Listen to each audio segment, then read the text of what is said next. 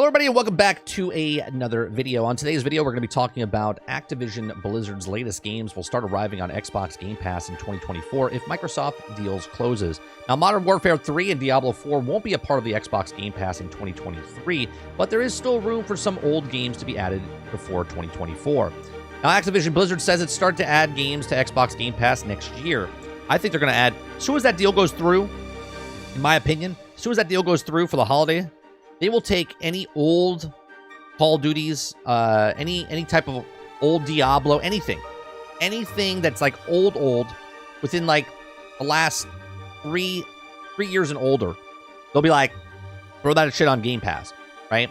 Because they want to get as many people on Game Pass as possible, and they didn't pay $70 billion to wait 6 months, 8 months, 10 months, 12 months to slowly putting stuff on. Right now, behind the scenes, they're like, what can we put on Game Pass? As soon as the ink dries on the 18th, and they're like, great, November 1st, we're putting Call of Duty, not Call of Duty, but we're putting Activision Blizzard games on Game Pass.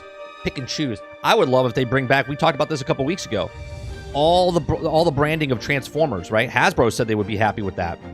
You could put all the Ultimate Alliance back on Xbox and whatnot. There's a lot of things they can do. Obviously, there's licensing issues that they would have to pay for. But if you're paying $70 billion, you want to get as much content on that platform as possible to get up to your 100 million subscribers. It says it's strangely timed in vague posts on the X, formerly Twitter. Activision Blizzard makes it clear that Xbox fans, both Modern Warfare 3 and Diablo 4, won't be a part of Game Pass in 2023.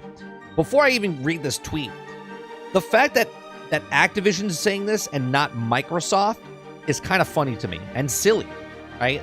Because obviously this already says out loud that these games will be coming to Game Pass at some point, just not now, okay? But I think this looks strange coming from Activision, right? This is a person that's being bought for $70 billion, and the fact that they think, they're like, yeah, none of these games are coming to Game Pass. I hate to break it to you, but the man who paid $70 billion for her is going to decide what they want to do with those games and whatnot. Now, before, there is a tweet. Where's that tweet I found? Let me hold on one second. I found another tweet. Now there is a Activision, a contract that they said in the hearing that they will not be able to put the games on until 2025. Now, obviously, Modern Warfare 3 and whatnot, they could do what they want. They paid $70 billion. Now, the CMA doesn't want them to put it on Game Pass because it diminishes what happens for PlayStation. This is why they're also selling the terms off to other people so they can do what they want with it within the cloud space. Okay? So there are ways around it. If it is, Modern Warfare 3 Warzone is going to be free to play anyway, right? That's on all consoles anyway. So Call of Duty, the single-player game, I don't really think that's a big deal where people buy the game, but they play for the single player, but once they're done with the single player, they're moving in to the multiplayer right away. So it says, Activision Blizzard says, it's awesome to see the anticipation building for Call of Duty Modern Warfare 3 as we continue to work towards regulating approval of Microsoft deal. Now, we've been getting some questions whether the upcoming recently launched games will be available via Game Pass. Well, the questions are there because they don't want to lose the sales, right? They don't want to lose the sales. They want to make the money. So it says, while we do not have plans to put, and key word there, while we do not have plans to put Modern Warfare 3 or Diablo 4 into Game Pass this year, 2023, okay? Once the deal closes, we expect to start working with Xbox to bring other titles on more players around the world, and we anticipate that we also be adding games into Game Pass sometime in the course of next year. I said this months ago when Diablo first came out and this whole deal was going through. I said Diablo is going to get put on to Game Pass. It just is. The business model there is they've already made we had 10 million people that were playing Diablo, so they all paid for that game, so they made their money there. Now they need people to come back. Well, how do you get more people to come back to buy that Battle Pass? Now, see, the Battle Pass is what they need to really fix, because right now there's people that are like, we're not interested in the battle pass. There's nothing there to make us go through. And the diehards are going to keep playing Diablo, but how do you make that money off of those people? Well, if you make the game free to play, more people would come in, right, and get that $10 a month from Game Pass, or $15 a month from Game Pass, and then people would play Diablo, and then they would pay extra microtransactions on top of that. It says, so in the statement mentioned, Xbox fans question around whether our upcoming and recently launched games will be available via Game Pass, but it doesn't address the many existing Activision Blizzard games that were launched years ago and also could be added to Game Pass sooner. Activision has a huge back catalog of existing Call of Duty games that many expect to be part of Xbox Game Pass. And I see that happening for the single-player aspect. Can you imagine just taking every single Call of Duty for the last, 17 years and just throwing it onto Game Pass? It's a good value for people. Someone that's never played the Call of Duty games before, they can go through all the single-player stuff. Pretty interesting, right? Microsoft went out of its way to fix classic Xbox 360 Call of Duty titles in July, just ahead of the original deal deadline, after players had been complaining for years about not being able to matchmake in games like Call of Duty Black Ops or the original Call of Duty Modern Warfare 2. It can't be pure coincidence that the Call of Duty games were suddenly fixed just as Microsoft is preparing to final stages propose Activision Blizzard's acquisition. Either way, it's clear that we won't see recent Activision Blizzard releases on Game Pass this year, providing Microsoft deal closes before October 18th deadline.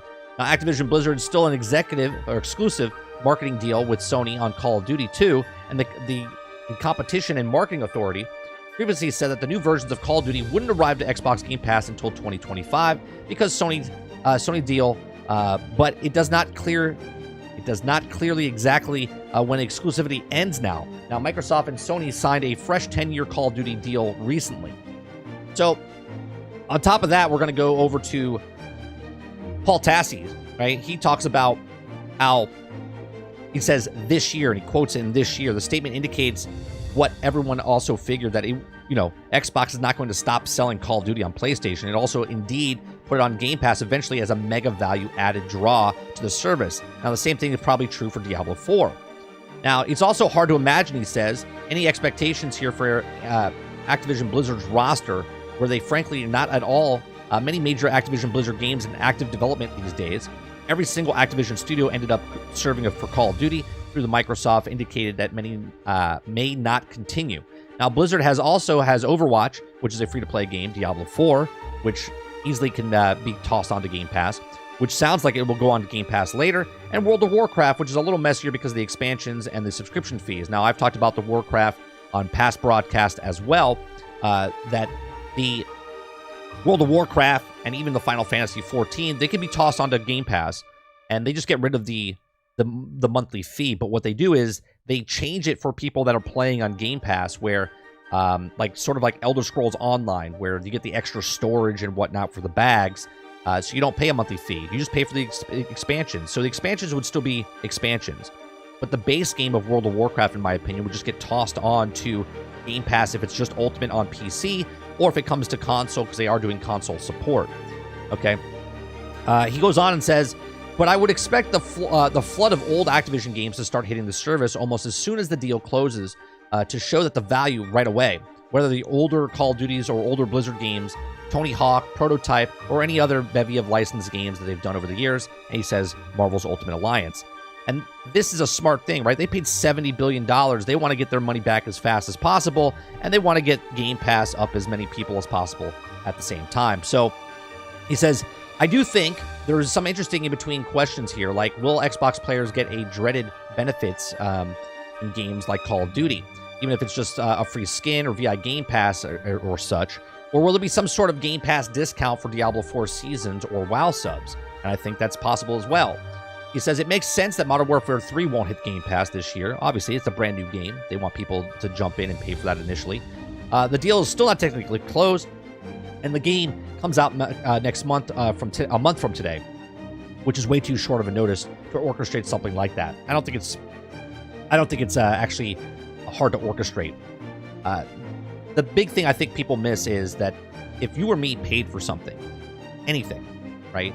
You bought it, it's yours. You want it now. You do that now when you buy something. You're like, I want to go to the store and buy it because I want to own it now. I want to use the controller. I want to play the game. I want to use my car. I want to get the food, whatever it is. when a company buys things, yes, there's there's things that have to go through, paperwork that has to be signed. But for Activision to come out and to put the tweet out that says, that this year nothing's going to happen, that's pretty dumb on their part, because Activision is owned by Microsoft. Activision is not a standalone company anymore. They can make their own choices because Microsoft allows them to. But if Microsoft wanted to press the foot down and say, sorry, we need you, this is why we paid $69 billion. When I say jump, you're going to say how high. When I say you're going to take this game and put it on Game Pass, you're going to do it. That's just it. This is why there's a lot of people leaving Activision, because they don't want to work for Microsoft or whatnot. But that's here nor there. Business is business, and if business says that we want to put you on here, that's what they're going to do. So let me know what you guys think in the comment section down below or in live chat right now. Do you think that, obviously, Diablo 4, I would stick by the comment that they said that it's not coming out to Game Pass this year. I think that's a pretty safe statement that Diablo 4 and Call of Duty Modern Warfare 3 will not be coming to Game Pass this year. But I can 100% guarantee you that Diablo 4 sometime next year will be on Game Pass, especially if the numbers keep dwindling like they are. Even Season 2 can't save Diablo if it's the same exact thing. It's a nice fresh coat of paint that's on Diablo, but they want more people to come back.